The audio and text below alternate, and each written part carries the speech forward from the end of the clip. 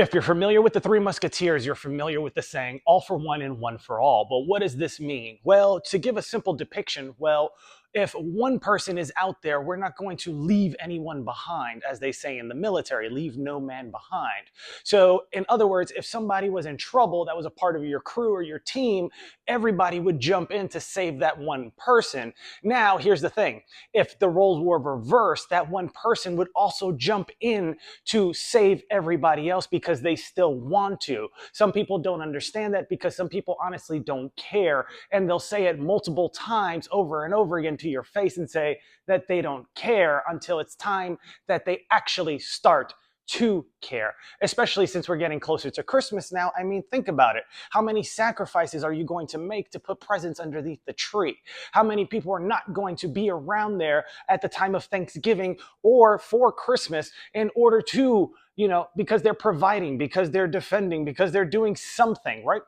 To go ahead and protect those, or how the saying goes, we do what we have to so we could do what we want to. Most people, they do things that come easy to them. And when things become easy, you become complacent. So what happens over time is once you become complacent and you become lazy, any other great challenge becomes extremely difficult because your fire, your spark, that thing that some people try to put out. I've seen this happen in a couple that's real close to me. The gentleman used to bring home franchise books and magazines, so on and so forth, and read them religiously and talk to his son about Monopoly and playing games and starting a business and this, that, and the third. And then the woman in his life kept saying things like, oh, you're too dumb to do that. You don't have a degree. You never finished school. You're not smart enough. This, that, and the third. You can't do that. You're broke. This, that, and the third. And that fire, that spark, that allspark that resides in everybody, well, that began to dwindle.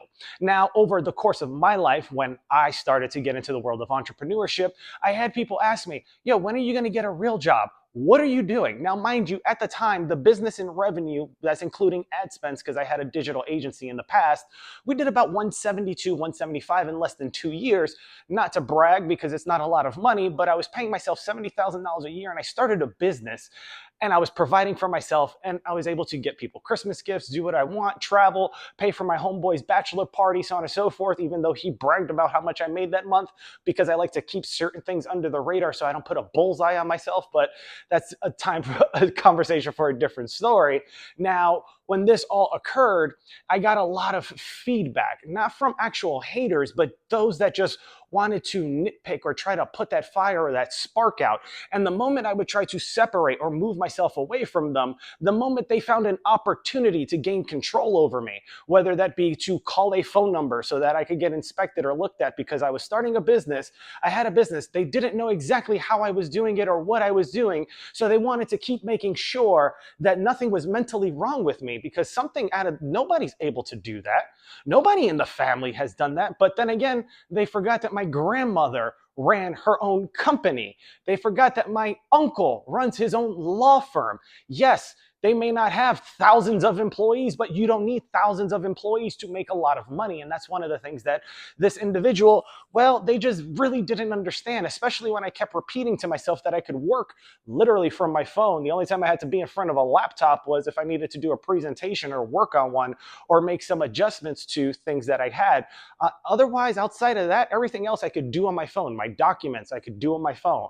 I could do things through Google Docs and everything like that. I mean, even down to some of the content that you're watching right now is shot on a phone. So what's the point in even going into an office to make somebody else happy? Now, I'm not talking about a boss, but just an individual in your life that doesn't see the same thing that you see, that doesn't see that you really want to be an entrepreneur or start a business. You want to defend and go out and go do something. Maybe you want to join the military, maybe not the Marines. Maybe you want to go to the Army or, God forbid, Space Force, so on and so forth. No offense to them. It's just that they're very new. So I want to see what they're capable of in the coming years. However, All those things that fit into the mold that this individual wanted to brag to her friends about didn't work.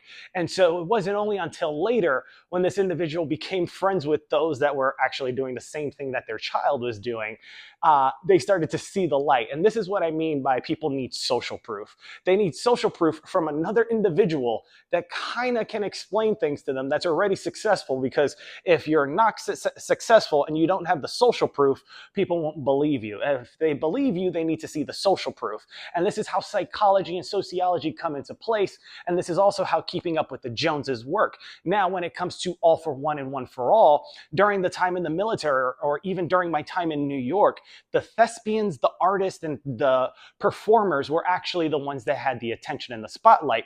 And if any one of our friends, whether it be a football athlete, someone going to the military, whatever the case may be, if something was wrong with them, we would always take them in. We would always bring them to the party. We would always lift them up. We would always show them that, yes, there's other things to be not optimistic about, but happy and grateful about, because they were so logically in tune with what other people wanted them to do, so that other people could brag about them because they had them in their life, versus being happy that they were with them, being happy of who they were, who they are, so on and so forth. Most people can't stand themselves, so they want to talk about others. Remember that. In a group like the one that I used to be a part of in the military, no one really stood alone, but even though we did have our lone moments or our lone wolf moments, anytime one of us was in trouble, we would all hop on, pick up our packs, and go help whoever. I remember this one time there was an accident, and I saw the Staff Sergeant Reyes. He ended up showing up in his nice Mercedes, bumping, so on and so forth, his out of shape self, so on and so forth. And he saw the accident, literally freaked out, said, "I'll be right back," turned around, popped a U-ey, went back topside to the ASP. I had to get on the hook with someone named Sergeant Sammy, not, no pun intended, to Sammy's bar down in Ballantyne, but Sergeant Sammy. I was like, "Yo, Sergeant Sammy, I need every combat lifesaver Marine that's been trained to come down to the bottom of the hill. There's been an incident." And this is where I saw a gentleman's face get pretty much crushed by a 7-ton tire. But then again, the VA doesn't care about that, even with the news articles, and neither do my parents. So what's the point? Well, the point is that there's always a community out there. And if you haven't heard of Finding Freedom, if you feel like you're not a part of a community, you're not a part of something, because people not only need a purpose, but they need a group to speak to about it, so on and so forth. So All for One and One for All will, eventually fit into Finding Freedom. And what is Finding Freedom? Well, it is what it sounds like. Finding Freedom, again, is a free mini course I put together that shows people how to not only find their freedom, once again, utilizing AI to answer whatever questions that they have, but to also utilize it to build the business that they want to build, to solve the problems in the world that they wanted to from the beginning. Maybe you wanted to start a business. Maybe you wanted to cure cancer. Maybe you wanted to cure heart disease, HIV, AIDS, maybe HIV 1 and 2, and possibly 3 if there's one out there, because there's always people that are tinkering around in the science lab, and then they say, "I don't know how this got out," but if you look at things and slow down, you realize, well, there's a reason they call us sheep. There's a reason why Pfizer's CEO is a veterinarian and we get treated like animals, because this is just basically a petri dish to see what works and what doesn't. So if you want to go ahead and join the movement and have an impact in other people's lives, go ahead and click the link below and join Finding Freedom. But more importantly, subscribe to this channel. I want you to know that you have a community. I want you to know that you'll have somebody in your corner, or as they say, in the cut, always watching over you. Because most people only know what you tell them. It's like the cops, right? If they tap on your phone, etc., they don't tell a drug dealer that they're undercover and that they're recording them, so on and so forth. But if you were to do that to people in the medical community, they want to get very defensive and they say things like, "Oh, that's illegal," so on and so forth. A psychiatrist is a legalized drug dealer. Why is it okay in California or wherever else for a doctor to prescribe marijuana, but if you buy marijuana in the street and don't pay taxes for it, it's illegal? That doesn't make sense, does it? And I'm not trying to defend marijuana. I'm talking about the tax in general, right? You could go to a doctor and pay a significant amount to see the doctor, do the appointment, etc., then get the prescription, pay for the prescription, pay taxes on the prescription, so on and so forth, etc.